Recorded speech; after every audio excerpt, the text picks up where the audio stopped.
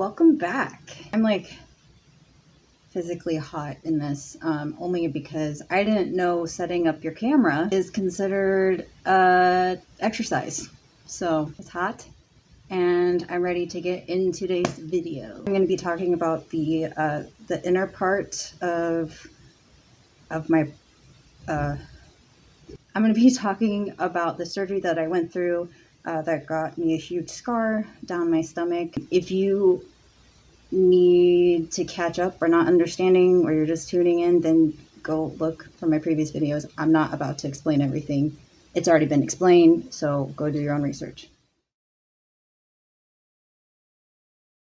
this point in time, we were in Stanford, and they offered doing a surgery called a laparoscopic fundoplication surgery. Or for us, normal people that like to keep it simple, Nissen.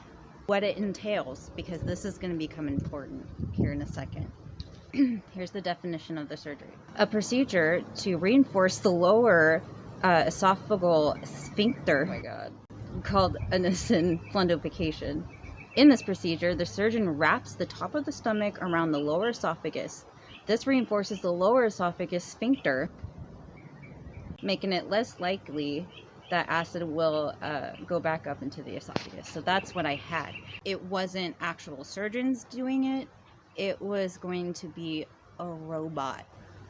Yeah, Wally is a surgeon now. Mr. Wally Surgical Pants, sir, was going to make 6 little tiny scars around my stomach in order to get this procedure done so I stopped bleeding. Okay. I just want you to keep in mind that what I just read you, it's simple, right? Simple, just wrapping the stomach around. No big deal. Pretty sure you can learn it on YouTube. Okay. However, I'm not that simple because I have a disability that doesn't allow me to lay flat.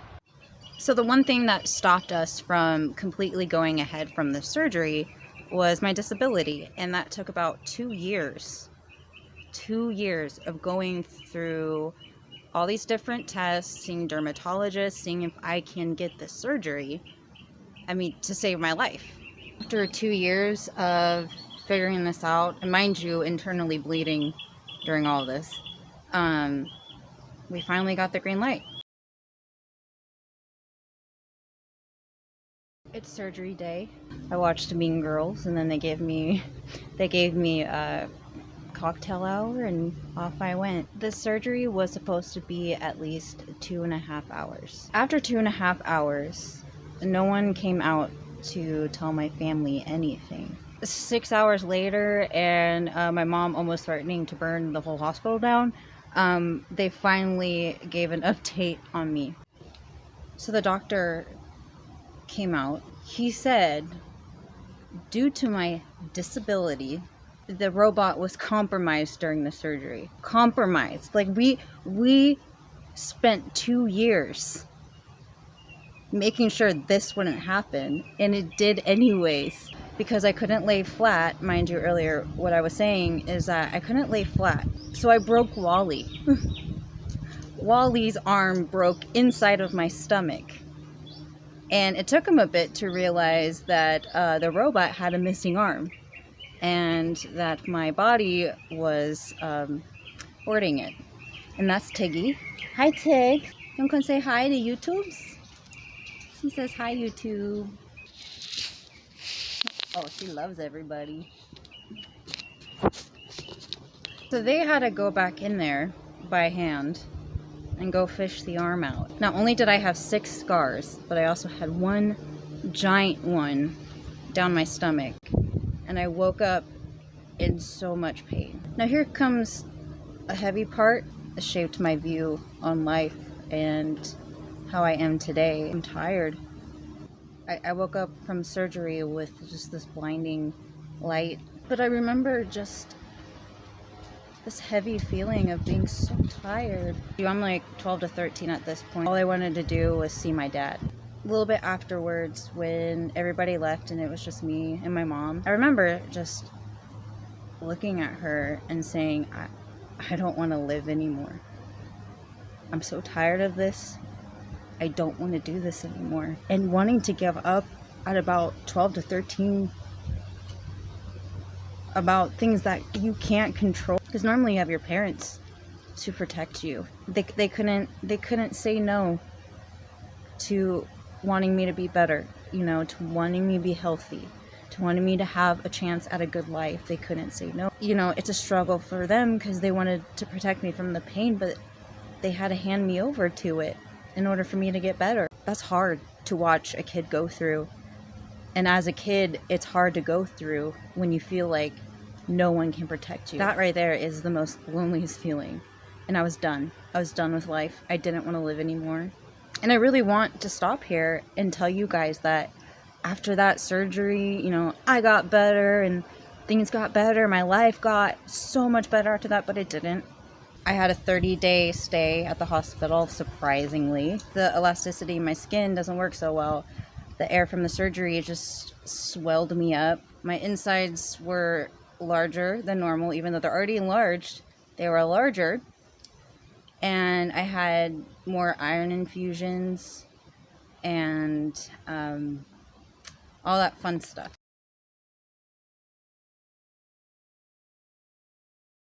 So after being released from the hospital, my health started to decline, kind of this slow decline, and I was losing a lot of weight to the point where I would go to my follow-up appointments and Dr. Hartman, I remember she turned to my mom and was like, is she a little too skinny for you? Or is this how it is? Not knowing what healthy felt like because I've been sick ever since I've been a kid. I didn't know what to look for, and I didn't know what was serious or not in my body. So we were at my mom's husband at the time, his parents, I believe, were having a anniversary. Us kids, we were in a tent. I was really scared of spiders when I was a kid. My biggest fear was a spider touching me or crawling on me. That night, as we lay down to go to sleep, I remember turning over, feeling something on my face, turning on my flashlight and seeing this spider, which was huge to me at the time, okay? But I let out this blood curdling scream. The neighbors ran over because they thought someone was getting murdered. It was just a 13-year-old super scared of a spider that crawled on her. It traumatized me. The next morning, I literally felt I was slowly dying. Just constantly throwing up. My stomach felt so full. Like I ate a Thanksgiving dinner, but I haven't had anything to eat at this time. And I was really hungry. I was really tired. So I get to my dad's house, and that night, I wouldn't stop throwing up, and it was green. We get into the ER room. They start an IV. It got me so worked up. I had damn near a panic attack, and I just started throwing up. So through the CAT scan, they were able to find out I had an obstruction. Well, in order to get the fluid out and for me to feel better and relieve the pressure on my stomach, they had to use another tube, another tube. And this tube was a sucker, literally a sucker. When they came in with it, I just about lost it. Nothing can get worse than that. They put it in. They ended up draining a gallon of fluid from my stomach. I remember feeling 10 times better. Since my case was special, they felt better if they transferred me by ambulance to Stanford Hospital. So we get to Stanford.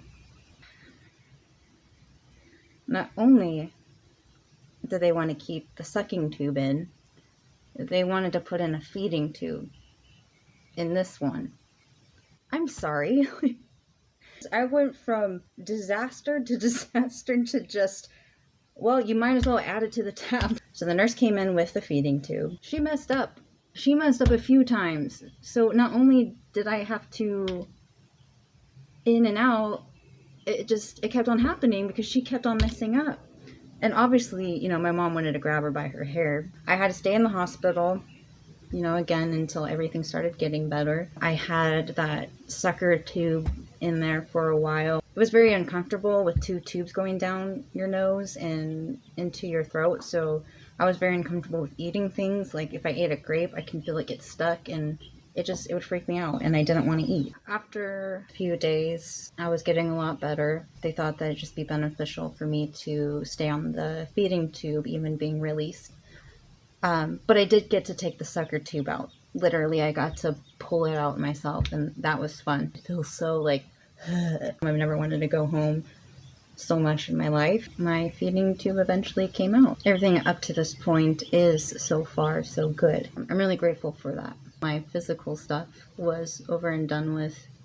I had to deal with the trauma that came afterwards, which destroyed my life. That will be my next video. Thank you for watching. If you're interested, stay tuned. Bye!